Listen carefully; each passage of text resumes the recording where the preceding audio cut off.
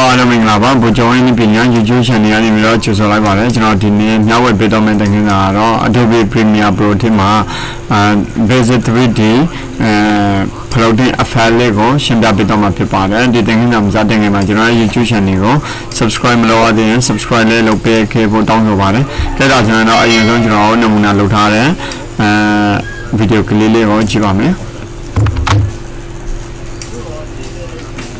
ဒီလိုမျိုးပေါ့နော်ကျွန်တော်တို့ကဒီစာသားလေးကို3D floating text effect ပေါ့နော် 3D floating text effect ဒီ effect ကိုဖန်တီးမှာဖြစ်တဲ့အတွက် Adobe Premiere Pro ကိုဖွင့်လိုက်ပါ Adobe Premiere Pro ဖွင့်လိုက်ပါဒီသင်ခန်းစာလေ့ကျင့်ဖို့အတွက်ဒီလိုမျိုး video file တစ် file ပေါ့နော်ဒီလိုမျိုး video file တစ် file ကိုအရင်ဆုံးတောင်းပါမယ်တောင်းတဲ့နေရာကလည်းဒီ pizzabay.com နေပြီးတော့ download ရပါတယ်နော် pizzabay.com မှာforest ဆိုပြီးတော့ရိုက်ထည့်ပေးရမှာဖြစ်ပါတယ် forest ရိုက်ထည့်လိုက်လို့ရှိရင်ဒီမှာပေါ်လာတဲ့ဒီဗီဒီယိုကလေးလေးကိုကျွန်တော်က down ပါတယ် down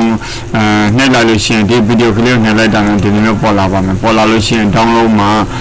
1080 920ကျွန်တော် resolution short ပြီးတော့ down လိုက်ပါတယ်ကျောင်းသားတွေကတော့လိုချင်တဲ့ resolution ရွေးပြီးတော့ download နှိပ်လို့ရပါတယ်ကြည့်တော့ဆိုရင်တော့အခုကျွန်တော်ကဒီ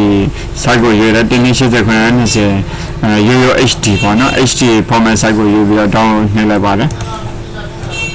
ရလာတဲ့ဗီဒီယိုကလေးလေးကိုဒီမှာဆွဲထည့်လိုက်ပါမယ်အရင်ဆုံးကျွန်တော်တို့ကဒီဗီဒီယိုကလေးလေးတွေကိုဖြတ်လိုက်ပါမယ် delete နဲ့လုပ်လိုက်ပါတယ် delete နဲ့လုပ်လိုက်ပြီးတော့ဒီဗီဒီယိုကလေးကိုလည်း delete နဲ့လုပ်လိုက်ပါမယ်ကျွန်တော်ကဒီ Adobe Premiere Pro မှာ sequence တစ်ခုယူထားတဲ့အနေအထားဒီကိုရောက်နေတာပေါ့နော် sequence တစ်ခုရပြီဆိုမှပဲမိမိကြိုက်တဲ့ footage တွေကိုထည့်လို့ရပါတယ်မိမိကြိုက်တဲ့ footage တွေကိုထည့်ဖို့အတွက်ဒီ project pen တွေထဲမှာ double click နှိပ်ပေးရမှာဖြစ်ပါတယ် double click နှိပ်လိုက်လို့ရှိရင်မိမိတင်ထားတဲ့ဗီဒီယိုပေါ့နော်မိမိတင်ထားတဲ့ဗီဒီယိုကလေးကဗီဒီယိုမှာရှင်းနေတယ်ဒါလေးအဲ့နေရာလေးကိုရွေးပေးပါရွေးပေးပြီးတော့ကျွန်တော်တို့က open နဲ့ဖွင့်လိုက်ပါမယ် open နဲ့ဖွင့်လိုက်လို့ရှိရင် project pen တွေထဲကိုရောက်လာပြီပေါ့နော် project pen တွေထဲကိုရောက်လာပြီးမှဒါလည်းဒီ project pen တွေကနေပြီးတော့ sequence တွေကိုပို့ပေးရမှာဖြစ်ပါတယ် sequence တွေကိုပို့လိုက်တယ်မိမိဒီနေရာမှာဒီလိုမျိုး click mismatch ဝင်နေပေါ့နော်တဲ့ sequence နဲ့ဒီ video click နဲ့မကိုက်နိုင်ဘူးပေါ့ကိုင်းညအောင်လုံးမလားကိုင်းညအောင်လုံးမယ်ဆိုတော့ချင်း sequence setting ကိုဒီ video ကလေးနဲ့နေပြီးတော့ကိုင်းညအောင်လုပ်ပေးလိုက်တို့မို့ကျွန်တော်တို့ကနေပြီးတော့ဒီ keep existing setting ကိုဒီတိုင်းမှာထားမယ်ဆိုတော့ keep existing setting ထားလိုက်မယ်ထားလိုက်တဲ့အခါကျတော့ကျွန်တော်တို့က1080 resolution နေပြီးတော့sequence ကိုယူထားတယ်ဗီဒီယိုကလေးကတဲနေတယ်ဗီဒီယိုကလေးက1080 920 resolution နဲ့ကျွန်တော်တို့ down ထားတာမလို့1080 920 UHD နဲ့ down ထားတာမလို့ဒီလိုမျိုးပေါ်လာဖြစ်ပါတယ်အဲ့ခါကျတော့ကျွန်တော်တို့အကြီးအသေးလုပ်ချင်တယ်ဆိုရင်ဒီဗီဒီယိုကလေးကို select မှတ်ပေးရမှာဖြစ်ပါတယ်ဗီဒီယိုကလေးကို select မှတ်ပေး effect control pen တွေထဲဝင်ပေးရမှာဖြစ်ပါတယ်တကယ်လို့ effect control pen တွေက close ဖြစ်နေလို့ရှိရင် window ကနေပြီးတော့ effect control keyboard ပေါ်ဆိုရင်တော့ shift 5ကိုနှိပ်လို့ရပါတယ် keyboard ပေါ် shift 5ကိုနှိပ်လိုက်လို့ရှိရင် effect control pen တွေကရောက်ရှိလာမှာဖြစ်ပါတယ်ကြည့်တော့ဆိုရင်တော့ effect control pen တွေရောက်လာပြီဆိုရင်ကျွန်တော်တို့ကဒီဗီဒီယိုကလေးကိုကြည့်ဖို့အတွက်ဒီဗီဒီယိုကလေးကို select မှတ်ပါပဲ layer ထဲမှာဗီဒီယိုကလေးကို select မှတ်မယ် select မှတ်ပြီးမှဒီ scale ကိုကြည့်ပေးလိုက်ပါတယ်နော်ကြည့်ရခါမှာမိမိတို့လိုချင်တဲ့အတိုင်းအတာတွေကိုကြည့်ပေးလို့ရတယ်ကျွန်တော်ကတော့ဒီအနေထားကိုကြည့်ပေးလိုက်မယ်ရပြီဒီနေသားရပြီဆိုရင်စာရေးမှာဖြစ်တဲ့အတွက်ပေါ့နော်စာရေးမှာဖြစ်တဲ့အတွက်ဒီနေရာမှာဒီ type 2ကိုယူပါမယ်ဒီနေရာမှာကျတော့2လေးတွေပြောင်းလာကိုတွေ့ရမယ်2လေးတွေမရှိနေဘူးဆိုရင်တော့ window ဆို window ထဲကနေပြီးတော့ကျွန်တော်တို့က2နဲ့သက်ဆိုင်တဲ့ဟာပေါ့နော်2နဲ့သက်ဆိုင်တဲ့ဟာကိုရွေးပြရမယ်နော်ဒီမှာ2ဆိုတာရှိတယ်အဲ့2ကိုရွေးလိုက်တာတော့2ကဒီဘက်ရောက်နေတာနော်2ကဒီဘက်ရောက်နေလို့ရှိရင်ကျွန်တော်တို့ကဒီနားပို့ချင်တယ်ဆိုရင်ဒီလိုမျိုးပို့လိုက်လို့ရတယ်နော်ဒီနားမှာထားမယ်ကဲရောက်ပြီဆိုရင်တော့ကျွန်တော်တို့ကဒီမှာတီကိုနှိပ်လိုက်ပါ keyboard ပေါ်တီကိုနှိပ်လိုက်ရင် text 2ကိုရောက်တော့မယ်ကလေးချက်ချပြီးတော့မင်းချညက်တဲ့အစာကိုရိုက်ထည့်ပေးလို့ရပါတယ်ကဲဒါဆိုတော့အခုဒီနေရာမှာမင်းချညက်တဲ့အစာကိုရိုက်ထည့်မှာဖြစ်တဲ့အတွက်ပေါ့နော်ရိုက်ထည့်မှာဖြစ်တဲ့အတွက်ကျွန်တော်ကဒီနေရာမှာစာလေးတစ်ခုရေးပေးလိုက်မှာဖြစ်ပါတယ်အဲ့ဒါကတော့ဒီအခုကျွန်တော်တို့တင်ခင်းတာပြုလုပ်မယ်3D text effect ပေါ့နော် 3D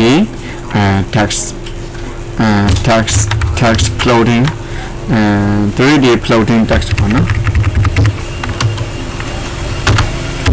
floating floating text effect AFF effect နော် 3D protein tax နဲ့ effect ဆိုပြီးတော့စာသားလေးတခုမိမိကြိုက်တဲ့စာသားကိုရိုက်ထည့်ပေးလို့ရပါတယ်ပြီးရင်တော့ဒီ selection 2ကိုယူပါတယ်မိမိကြိုက်တဲ့နေရာမှာထားပေးလို့ရပါတယ်ကဲဒီနေထားရတော့ဒီနေထားရတော့ဆိုရင်ဒါအခုကြောင်းသူကြောင်းသားအနေနဲ့ဒီလိုမျိုး effect လေးတွေပေါ်ရှင်မလေးပေါ်မယ်ဘာလို့လဲဆိုတော့ဒီလိုမျိုး fail တွေနောက်ဒီ stroke တွေ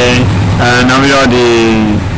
background တွေရှင်းရှင်းမှရှိနေမယ်နော် fail တခုတော့ရှင်းရှင်းရှိနေမယ်အဲ့ဒါကြတော့အဖြူရောင်ဖြစ်ရှင်နေဖြစ်နေမယ်သူမမိမိရွေးထားတဲ့ကာလာဖြစ်ရှင်နေဖြစ်နေမယ်ပေါ့နော်မိမိရွေးထားတဲ့ကာလာအနီရောင်ဆိုရင်တော့ဒီစာသားလေးကအနီရောင်ဖြစ်နေမှာဖြစ်ပါတယ်ကဲကျွန်တော်တို့ကစာသားလေးတွေပြောင်းနေတယ်ဒီကာလာလေးတွေပြောင်းနေတယ်ကျွန်တော်ကအနည်းအောင်ပြောင်းနေတယ်ဆိုရင်အနည်းအောင်လေးထားပေးလိုက်မယ်now လေးထားပေးပြီးတော့ stroke လေးထည့်ချင်တယ်ဆိုရင် stroke ကိုလာမယ်အကြိမ်ဒီ essential graphic ကပြောင်းနေတယ်ဆိုရင်window မှာ essential graphics ဆိုတာရှိပါတယ် essential graphics ကိုရွေးလိုက်ပါ essential graphics ကိုရွေးလိုက်တာနဲ့ဒီလိုမျိုးပေါ်လာမယ်အဲ့ဒီမှာ edit ကိုဝင်ပေးရမှာဖြစ်ပါတယ် edit ကိုဝင်ပေးလိုက်လို့ရှိရင်ကျွန်တော်တို့ကဒီတကယ်လို့ဒီစာသားလေးကပါနေတယ်ဆိုရင်ကျွန်တော်တို့ bonnet တင်ပေးလို့ရဒီစာသားကပါတယ်ဆိုရင်ကျွန်တော်တို့ bonnet တင်ဖို့နေလိုက်လို့ရှိရင်ထူသွားမယ်နော်ထူသွားလို့ရှိရင်မိမိကြတဲ့ site ကိုရွေးချယ်ပေးလို့ရတယ်ဒါကတော့ site ကြီးတာပေါ့နော် site အကြီးသေးလောက်တာပေါ့နော် site အကြီးသေးလောက်မယ်မိမိကြတဲ့ site ကိုထားပေးမယ်ထားပြီးမှနောက်ထပ်ဘာလို့ဖို့လို့လဲဆိုတော့ background လေးတစ်ခုဖန်တီးမယ် background တစ်ခုဖန်တီးမှဖြစ်တဲ့အတွက်ဒီစာသားရဲ့ background ကိုဒီ background ကို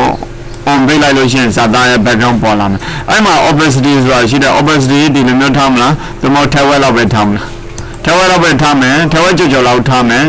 68% ထားမယ်ပြီးတော့ဒါလေးကလည်းမိမိကြတဲ့ပုံစံမျိုးလေးကိုရွေးပေးလို့ရတယ်ဒီနေခရပြီ shadow လေးတွေထည့်ချင်တယ်ဆိုရင် shadow လေးတွေထည့်လို့ရနော် shadow မထည့်ချင်ဘူးဆိုတော့ shadow လေးကိုမျက်လုံးမှိတ်တာဒါကတော့လူကြီးမျိုးတို့အနေနဲ့မိမိကြတဲ့အောင်ရွေးချယ်ပေးလို့ရပါတယ်ကဲဒါဆိုရင်တော့ကျွန်တော်စာလေးရိုက်ပြီးတော့ဒီ stroke effect တွေလေးထည့်ပြီးတော့နောက်ခံ background ကိုဒီ text background ကိုလေးထည့်ပြီးတော့ဆိုရင်တော့ကျွန်တော်တို့က effect တစ်ခုထည့်ဖို့လိုတယ်အဲ့ effect နာမည်ကကြတော့ basic 3D effect လို့ဖြစ်တယ်အဲ့ basic 3D effect ကိုဒီမှာရိုက်ထည့်လိုက်မှာပေါ့နော် effect ဆိုတဲ့ဘက်နေမှာ search bar မှာရိုက်ထည့်မယ်ရိုက်ထည့်လိုက်လို့ရှိရင် basic 3D ဆိုတာပေါ်လာမယ်အဲ့ basic 3D ကိုဒီ text layer ကိုရှာလိုက်မယ် text layer ကိုရှာလိုက်လို့ရှိရင်ဒီနေရာမှာ basic 3D ဆိုပြီးတော့ပေါ်လာမှာဖြစ်ပါတယ် basic 3D ကိုကျွန်တော်တို့ကဘယ်နှမှာထားရှင်လဲမိမိကြတဲ့နေရာကနေပြီးတော့ထားပြီးလို့ရတယ်ဒီနေရာနေပြီးတော့protein ဖြစ်ရှင်နေဆိုရင်ကျွန်တော်တို့ကနေပြီးတော့ဒီပထမဆုံးနေရာမှာရွေးမယ်ရွေးရှင်မယ်ထားမယ်ထားပြီးတော့distance to image ပေါ့နော်ဒီ distance to image ကိုယူမယ် distance to image မှာ keeping တလုံးချမယ်ချပြီးတော့အတိုင်းအတာတစ်ခုတည်းကိုသွားမယ်အတိုင်းအတာတစ်ခုတည်းကိုဆွဲလိုက်တယ်ဒီမီတာဆွဲထည့်လိုက်ပြီးတော့ -100 ဆိုပြီးတော့ရိုက်ထည့်မယ်enter ခေါ်လိုက်မယ်ဒါဆိုရင်ဒီလိုမျိုးပေါ်လာမှာဖြစ်ပါတယ်အဲ့ခါကျမှကျွန်တော်တို့ကမိမိကြတဲ့အတိုင်းအတာဒီကို test ကိုအဆုံးသတ်လိုက်မယ်ကဲပြီးရင်တော့ဒီအရှင်းမှာလွှဲနေတဲ့နေရာလေးကိုကျွန်တော်တို့ကဖြောင်းမှဖြစ်တဲ့အတွက် right click ထောက်ပြီးတော့ report delete ဒါကလူကြီးမင်းတို့အနေနဲ့ဒီလိုမျိုးဖြစ်ရှင်လေးဖြစ်နေမယ်ဒါမျိုးဖြစ်နေတယ်ဆိုတော့လုပ်ရမလို့တော့နောက်ပြီးတော့ဒီ test ကိုလည်းမိမိအရှင်းနားမှာတိုးပြီးတော့ထားရှင်နေဆိုရင်ထားလို့ရပါတယ်ကဲပြီးရင်တော့အရှင်းကိုသွားမယ်ဆိုရင် keyboard ပေါ် home key ကိုနှိပ်လိုက်ပါပြီးရင် keyboard ပေါ် space bar ကိုပို့လိုက်ပါဒါဆိုတော့ဒီလိုမျိုး file တစ်ခုကြားလာမှာဖြစ်ပါတယ်ဒါကတော့ 3D floating text effect ကိုအသေးစိတ်ရှင်းပြပေးတော့ဖြစ်ပါတယ်ကျွန်တော်ဒီတင်နေတာဒီမှာသုံးတော့တဲ့ effect ကတော့ basic 3D effect ရဲ့ essential graphic ရဲ့စာရေးတာကိုလည်းဒီတင်နေတာပြီးမှရေးတတ်မယ်လို့ယူဆပါတယ်နောက်ပြီးတော့ video footage ဘယ်မှာ download ရလဲဆိုတာကိုပါရှင်းပြပေးတော့တယ် video footage ကကြတော့ဒီ Pizza Bay website မှာ download ရပါတယ် Pizza Bay website ကတော့video တွေ image တွေကို free download ပြီးတော့မိမိရဲ့ video editing process တွေမှာယူသုံးနိုင်တဲ့ website တစ်ခုဖြစ်ပါတယ်အရင်ကောင်းတဲ့ website တစ်ခုဖြစ်ပါတယ်သူ့မှာပါတဲ့